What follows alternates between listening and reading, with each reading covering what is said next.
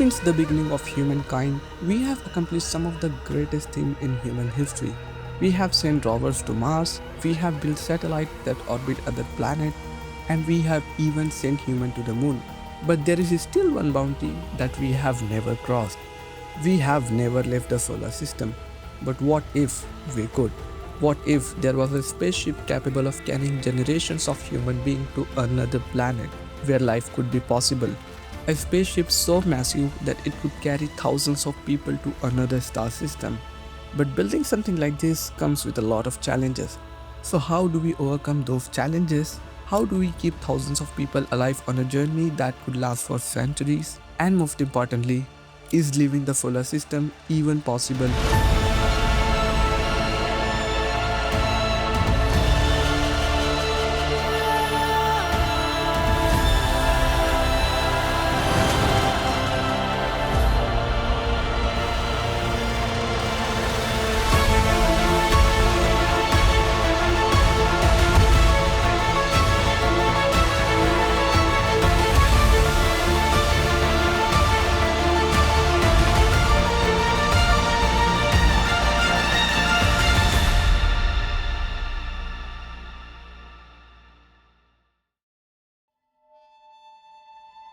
But first, how far are we really talking here?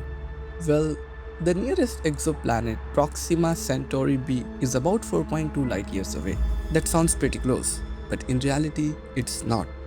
If we aim the fastest spacecraft ever built, the Parker Solar Probe, towards Proxima Centauri b, it would take roughly 6600 years to reach the destination.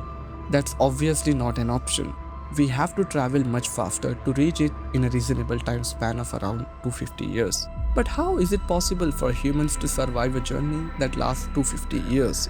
That's where the concept of intergenerational space travel comes in.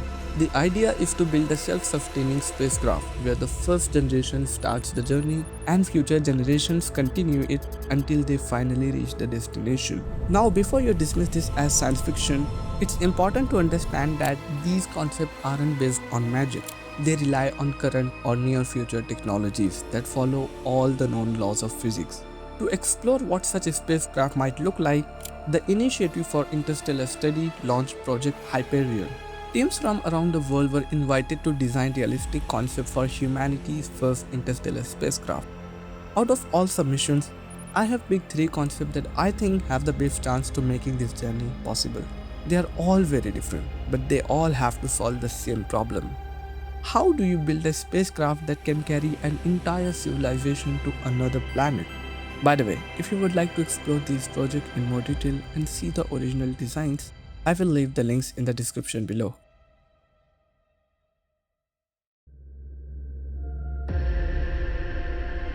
Let's look at the first proposal, Chrysalis. This has an overall length of 58 km with a mass of roughly 2.4 billion tons. To put that into perspective, Chrysalis alone is heavier than 5.3 million international space stations combined. So the question is, how do you launch something this massive into space? Interestingly enough, Chrysalis will never launch from Earth. Instead, it will be assembled in space and launched from this L1 point, right between the Earth and the Moon. Since it's already in space, much less energy is needed to launch it than from Earth's surface. Within each habitat are 5 concentric shells, each with its own function. Every habitat can support around 600 people and contain power farms, nuclear fusion reactor, and everything needed to sustain life for generations. Even though each stage is a fully independent habitat, they are all connected by a shared zero-gravity central core that runs through all 5 stages. It allows the crew to move between habitats, exchange supplies, and if there is an emergency, they can call for help. But what's even more interesting is this. Each stage is like its own self-contained world, running independently from the others, meaning if one of them fails, it can simply be sealed off. But there is one more problem: gravity. Research shows that humans lose around 1 to 2% of their bone density every month in zero gravity. To solve this, all the stages of Chrysalis rotate continuously. As they spin, they create an outward force that feels almost like Earth's gravity. And since there is no possibility of refueling, every molecule of air, water, and food must be recycled. Till now, Chrysalis seems to solve almost every major problem. It can create artificial gravity, recycle resources, and sustain human life for generations. But there is one big problem: its enormous size and mass. After all, building and accelerating a spacecraft the size of an entire city would require enormous amount of energy and resources. But what if there was a spacecraft that was much smaller than Chrysalis, yet traveled at much higher speeds? That brings us to our second concept.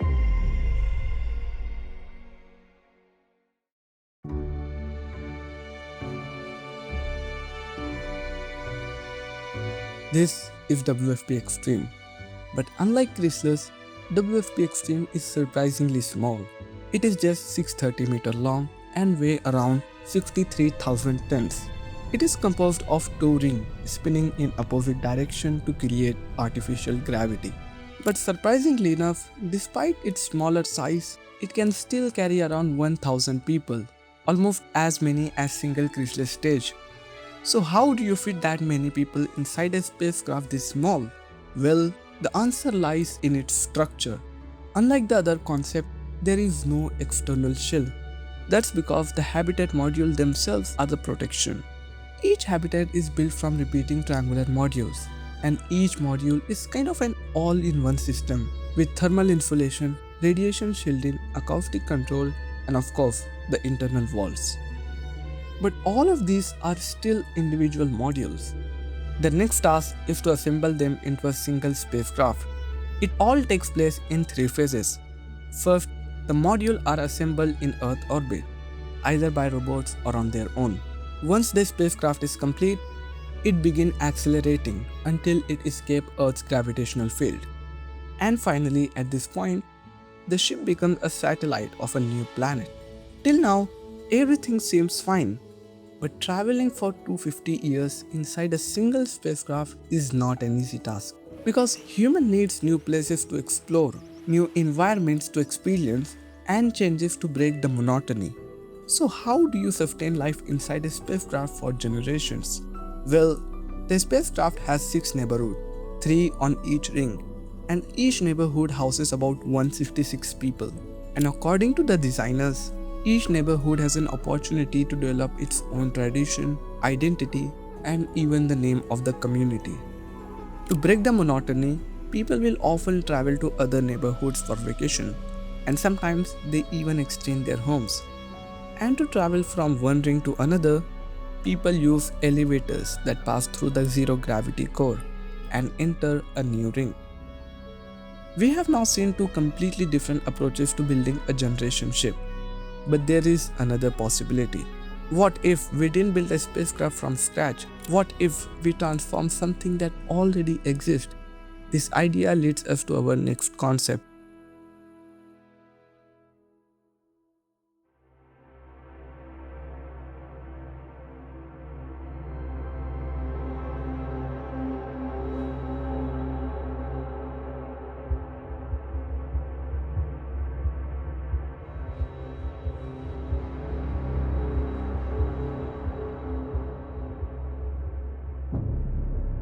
This is Systema Stellare Proximum, and it is built inside a 2-kilometer wide asteroid.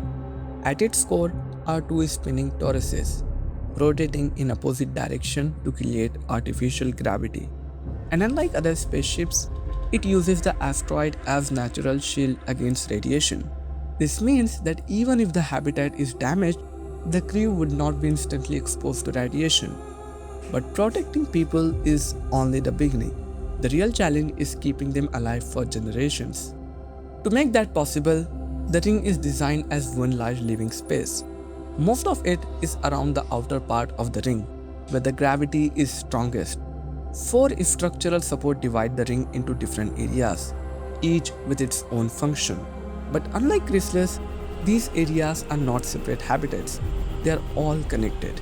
Everyone will live in the same landscape. And because of its enormous size and weight, it needs a huge amount of energy to accelerate. And the designer did something really interesting. Instead of using the propulsion system all the time and wasting huge amount of energy, they divided the energy use according to the task. For example, during the launch phase, when the spacecraft needs a huge amount of energy, they use high thrust system like nuclear thermal or chemical rocket so that they can escape Earth's gravity. Whereas once it has gained enough speed, they switch to more efficient system like solar cells so that they can accelerate for a longer period of time without wasting much energy. Till now, we understand how it manages the energy. But what about the people? How do you manage thousands of people living together? And most importantly, how do you govern a spacecraft that is meant to become a home for generations? Well, the spacecraft uses something called triadic synaptic governance.